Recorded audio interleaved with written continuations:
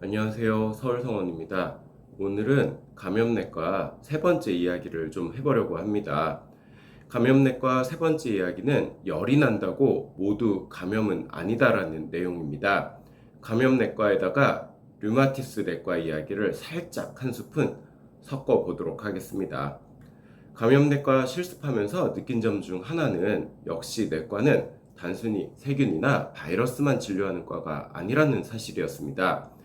많은 분들이 감염내과라고 하면 폐렴, 폐혈증, 항생제 같은 것들을 먼저 떠올리지만 실제 병원 안에서는 감염내과는 굉장히 조금 더 복잡한 역할을 맡고 있습니다. 바로 원인을 알 수 없는 발열을 감별하는 역할입니다. 예를 들어 보겠습니다. 어느 날 40대 여성 환자의 감염내과 컨설트가 들어왔습니다. 환자는 지속적으로 고열을 보이고 있고 입원 당시 대부분의 의료진들은 감염성 질환을 우선적으로 의심을 했습니다. 혈액 검사도 하고 배영 검사도 하고 영상 검사, 감염 표지자 검사 등 가능한 검사들을 모두 다 시행하였는데요. 이상하게도 결과가 명확하지 않았습니다. 아니, 오히려 감염 지포들은 정상에 가까웠어요. 환자는 분명히 열이 나고 있었지만 원인이 될 만한 감염 부위는 보이지 않았고 배양 검사에서도 특별히 균이 나오지 않았습니다. 심지어 항생제를 사용해도 뚜렷한 반응이 없었죠. 교수님들이나 의사 선생님들 그리고 저 같은 학생 입장에서 보기에도 매우 답답한 상황이었습니다.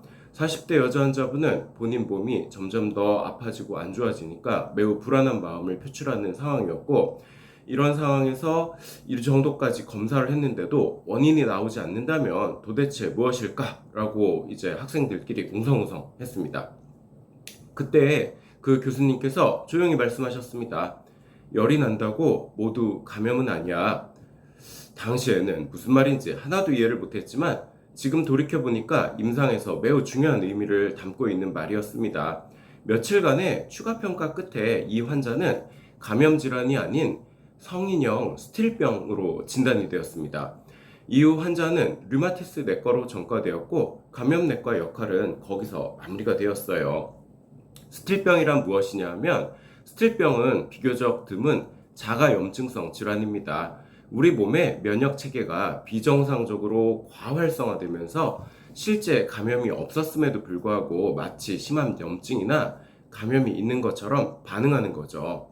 대표적으로 다음과 같은 증상이 있습니다. 39도 이상 고열, 관절통 및 관절염, 몸에 나타나는 연어빛 발진, 그리고 백혈구 증가나 염증 수치가 높아지는 거죠. 쉽게 말하면은 몸 안에 균은 없는데 내 몸의 면역 반응 때문에 균이 있는 것처럼 반응하는 병입니다. 이 때문에 실제 임상에서는 초기에 폐혈증이나 중증의 감염으로 오인되는 경우가 적지 않습니다. 그렇다면 이제 진단 기준에 대해서 우리가 살펴보도록 하죠. 성인형 스틸병은 특정 검사나 어떤 크루 하나로 확진하는 병이 아니라 여러 가지 임상 소견을 종합해서 진단하게 됩니다. 그중 널리 사용되는 기준은 일본분의 이름인데 야마구치 진단 기준입니다.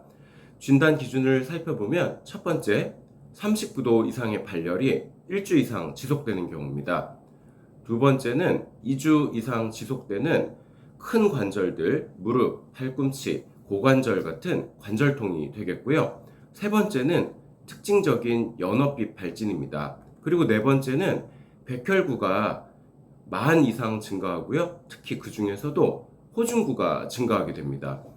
주요 진단 기준 네 가지를 살펴보았고, 부기준으로는 첫 번째 인후통, 두 번째 림프절의 비대 또는 비장의 비대, 세 번째는 간 기능 이상, 네 번째는 류마티스 인자나 항핵항체 음성입니다.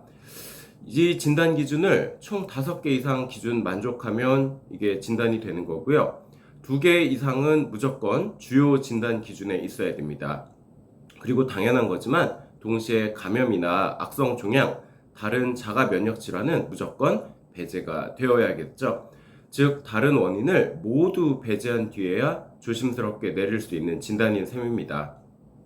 이렇게 진단이 되어서 40대 여자분이 이에 맞는 치료를 하면서 열이 내려가고 증상이 좋아지고 퇴원하는 모습을 보면서 내과는 역시 다르다라는 생각이 들면서 감염내과는 단순히 감염을 치료하는 과가 아니라 감염이 아닌지 끝까지 감별해내는 과라는 것을 인정할 수밖에 없었습니다.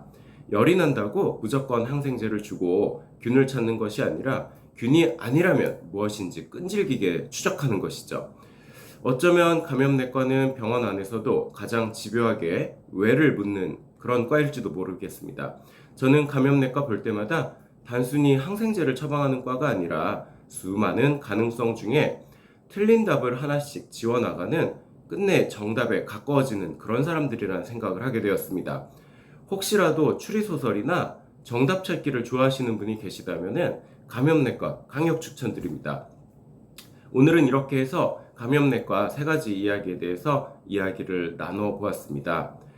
감염의 징후가 알 수 없는, 원인 알 수 없는 40대 여자 환자가 내원했고, 입원해서 이 감염내과 교수님은 열이 난다고 해서 모두 감염은 아니야 라는 말과 함께 최종적으로 성인형 스틸병으로 진단되었고요.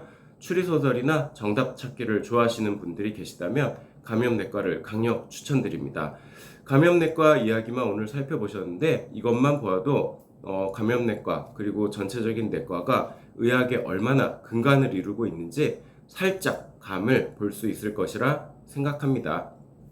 오늘도 이야기 들어주셔서 대단히 감사합니다. 앞으로도 많은 서울성원 부탁드리겠습니다. 감사합니다.